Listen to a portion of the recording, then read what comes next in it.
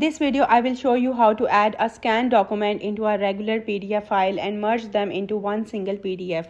So right now I have two PDF files. One is a normal document and the other is a scanned one. I want to combine them together, and the simplest way to do that is by using a free online tool. So first you need to open Google and type I love PDF merge or I love PDF combine. So click on the very first link, that's the official website. Now hit the big red button that says select PDF file. Choose the two files you want to merge, your regular PDF and your scanned document. So once they are uploaded, you can rearrange the pages in any order you like.